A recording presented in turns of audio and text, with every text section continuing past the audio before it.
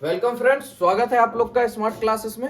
चलिए तो स्टार्ट करते हैं। क्लास 9th का भूगोल है आप लोग का, यानी ज्योग्राफी, चैप्टर 6 जनसंख्या। ठीक है, चलिए तो देखिए, किसी भी देश का अगर आर्थिक विकास होता है तो उसमें मुख्यतः दो बातों पे निर्भर होता है, वह प्राकृतिक संसाधन और दूसरा मानवीय संसाधन। ठीक है, वास्तव में देखा जाए तो आर्थिक विकास में सबसे महत्वपूर्ण योगदान मानवीय संसाधनों का है, जिसे हम जनसंख्या भी कहते हैं।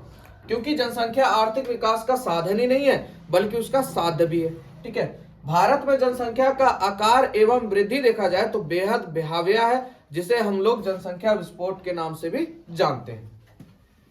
अब जनसंख्या से जुड़ी 3 बिंदु दी गई हमारी किताब में। तीनों बिंदु पे हमको चर्चा करनी है। तो सबसे पहला बिंदु है जनसंख्या का आकार एवं वितरण, दूसरा है जनसंख्या वृद्धि एवं जनसंख्या परिवर्तन की प्रक्रिया, और तीसरा है जनसंख्या के गुण एवं विशेषता। तो चलिए पहले की चर्चा हम लोग कर लेते हैं, जनसंख्या का आकार एवं वितरण।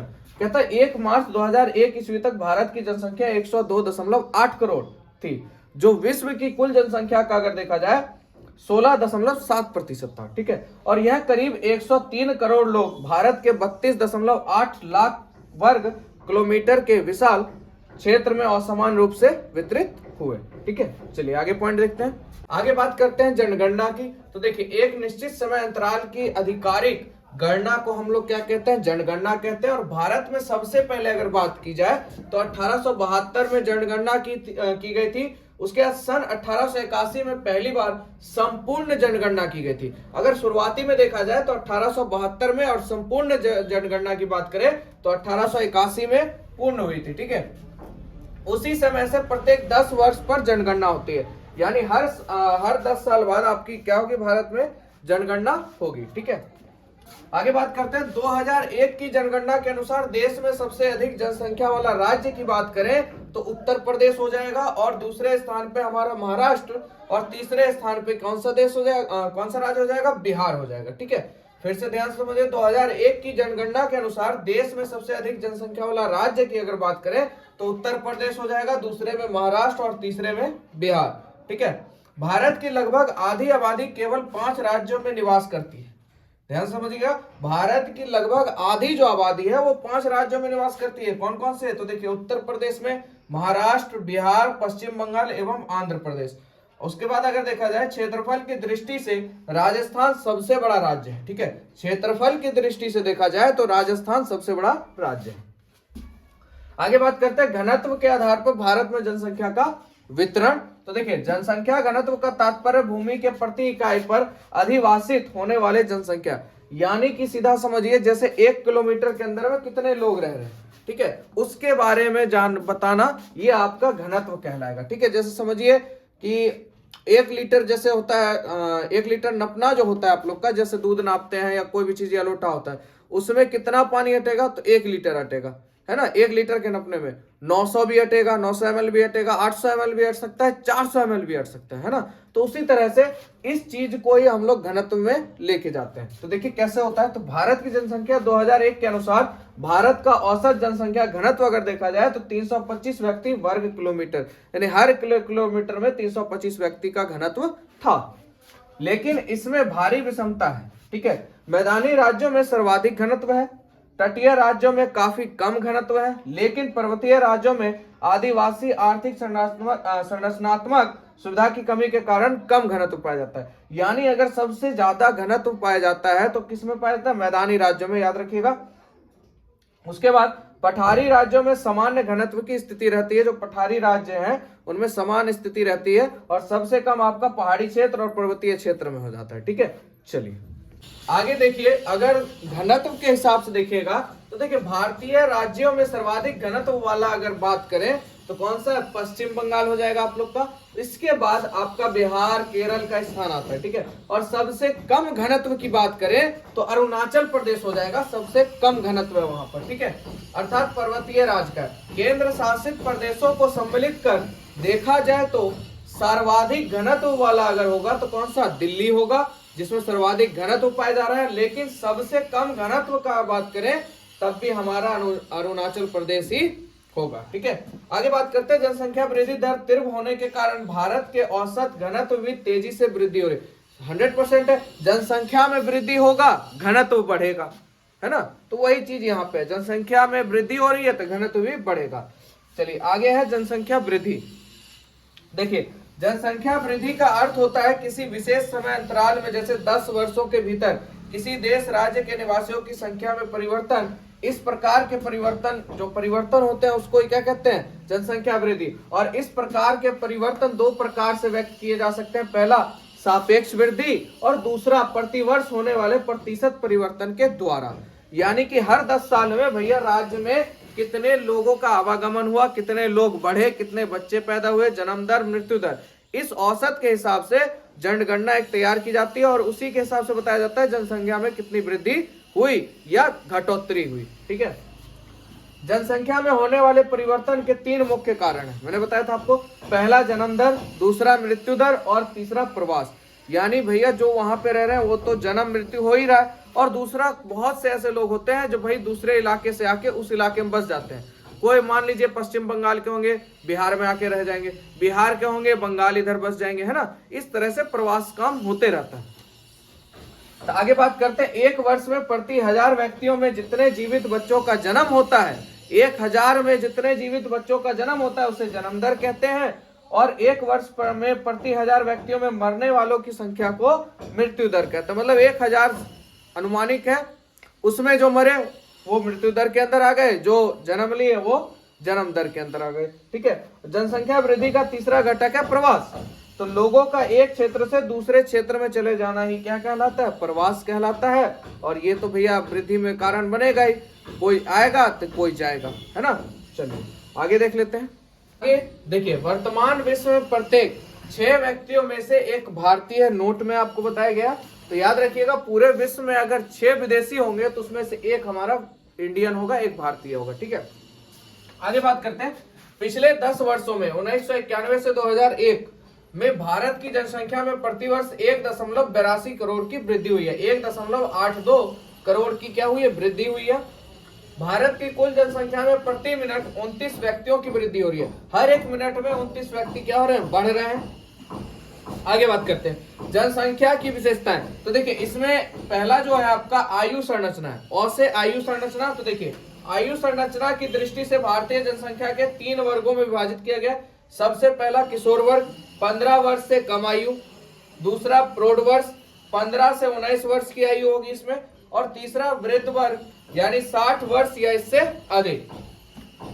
आगे बात कर लेते हैं प्रौढ़ वर्ग की। तो प्रौढ़ वर्ग की जनगणना को श्रमजीवी अथवा कार्यरत आयु वर्ग कहा जाता है। प्रथम और अंतिम वर्ग को आधारित जनसंख्या कहा जाता है। ठीक है। आगे बात करते हैं, भारत में किशोर वर्ग के अंतर्गत 36.5% जनसंख्या है। किस हिसाब से, किशोर वर्ग के हिसाब से। ठीक है। और प्रौढ़ वर्ग के अंतर्गत 56.7% और वृद्ध को अगर देखा जाए तो 6.8% की जनगणना है। बहुत से अगर बात करें अगला, तो लिंग अनुपात। देखिए प्रति 1000 पुरुषों पर महिलाओं की संख्या को लिंग अनुपात कहा जाता है। 1000 पुरुषों पर स्त्रियों की संख्या या महिलाओं की संख्या को लिंग अनुपात कहा जाता है। केरल में प्रति 1000 पुरुषों पर महिलाओं की संख्या देखी जाए तो 1058, यानी बहुत बढ़िया है यहाँ पे। और पांडिचेरी में बात करें तो 1000 पर 1001 है, ये भी बहुत बढ़िया। जबकि दिल्ली में देखा जाए तो 1000 पे 821 है। तो ये यहाँ पे घट गया, यहाँ पे 1000 पर 821 है।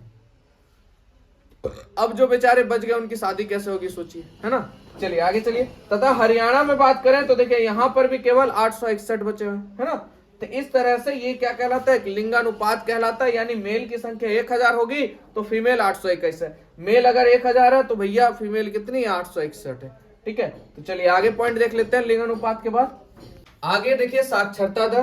तो देखिए साक्षरता जनसंख्या का बहुत ही महत्वपूर्ण संसाधनात्मक गुण होता है, क्योंकि स्पष्टता केवल एक शिक्षित और जागरूक नागरिक ही बुद्धिमत्तापूर्ण निर्णय ले सकता है तथा शोध एवं विकास के कार्य को कर सकता है। अब जिसके पास बुद्धि ही नहीं है वो शोध क्या करेगा, वो विकास क्या करेगा। तो इसलिए भैया जनसंख्या वृद्धि में मुख्य भूमिका साक्षरता की भी होती है। ठीक है। साक्षरता की भी होती है कि भैया उसके दिमाग से, क्योंकि बुद्धिपूर्णता होता है वो कुछ आगे के लिए जरूर करेगा, या तो विकास करेगा या वृद्धि के लिए जरूर कोई ना कोई संसाधन या कुछ न कुछ उपयोग में लाएगा। साक्षरता होना बहुत जरूरी है। ठीक है, साक्षरता मतलब हो गया एजुकेटेड, यानी पढ़ा लिखा होना जरूरी है। तो देखिए भारत की साक्षरता दर के स्तर में धीरे धीरे सुधार हो रहा है। 2001 ईस्वी की जनगणना के अनुसार देश की जो साक्षरता दर थी वो 64.84%।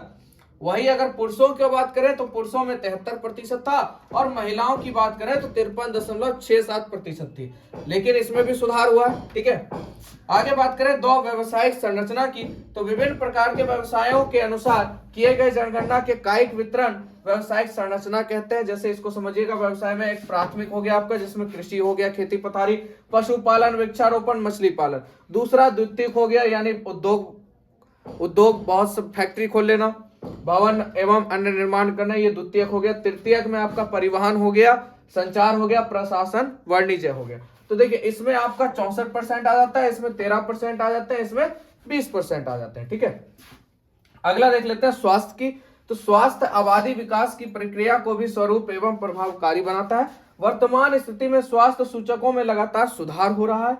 मृत्यु दर जो कि 1951 में प्रति 1025 थी, यानी 1000 में 25 की मृत्यु होती थी, 2001 में घटकर प्रति 1000 में 8.1 ही रह गई है। तो देखिए मृत्यु दर घटी है ना, किसके कारण? स्वास्थ्य ही मेन होता है इंसान का, कि वो भाई आगे लंबे समय तक जिए। आप जितना अच्छा अपने शरीर को बना के रखिएगा, व्यायाम कीजिएगा, अच्छा खाना खाइएगा, तो आपका शरीर आपको आगे बेनिफिट देगा, है ना। जैसे गुल्लक में हम लोग पैसे भरते हैं ना, तो भाई 10 साल 5 साल भरने के बाद जब गुल्लक फोड़ते हैं तो रुपए का भंडारा मिलता है। उसी तरह से हम लोग का स्वास्थ्य भी है। तो स्वास्थ्य का जितना ध्यान रखिएगा, आने वाले समय में आपका भी स्वास्थ्य उतना ही ख्याल रखेगा। ठीक है, चलिए आगे पॉइंट देख लेते हैं। ये बात करते हैं जनसंख्या वृद्धि और इसके दुष्प्रभाव। देखिए गरीबी, बेरोजगारी, निरक्षरता और कुपोषण 4 ऐसे स्तंभ हैं जो विकासशील भारत के लिए सबसे बड़ी चुनौती है, और इनकी जड़ें जनसंख्या विस्फोट के आधारभूत संरचना पे क्या है? आधारित है। ये दोनों अगर मजबूत हो गए तो हमारे भारत की अर्थव्यवस्था बहुत जबरदस्त हो जाएगी। ठीक है, कौन कौन चीज? गरीबी, बेरोजगारी, अभी सबसे ज्यादा क्या झेलना पड़ रहा है भाई? बेरोजगारी। निरक्षरता, कुपोषण, यानी अच्छा खाना नहीं मिलता है तो कुपोषण हो जाता है ना, तो वही चीज है। पोषण सही से नहीं होता है तो बच्चे में कुपोषण हो जाता है। अगला है राष्ट्रीय जनसंख्या नीति। भारत विश्व का पहला देश है जिसने प्रथम पंचवर्षीय योजना के दौरान परिवार नियोजन कार्यक्रम को सरकारी कार्यक्रम क्या किया? घोषित किया। यानी आप परिवार में 4 सदस्य रहिए, ज्यादा मत बढ़ाइए। ठीक है, मतलब परिवार नियोजन के बारे में सलाह दी, उसके बारे में बताया भी, तो भारत इसमें सबसे पहला स्थान ले लेता है। उसके बाद आज भी विश्व में सर्वाधिक परिवार कल्याण केंद्र भारत में ही है, लेकिन परिवार नियोजन की स्वैच्छिक नीति के कारण जनसंख्या नियंत्रण की दिशा में कोई विशेष सफलता नहीं मिलती है। कि हम कहते कुछ कह लेंगे कोई सुन लेगा, ऐसा नहीं है।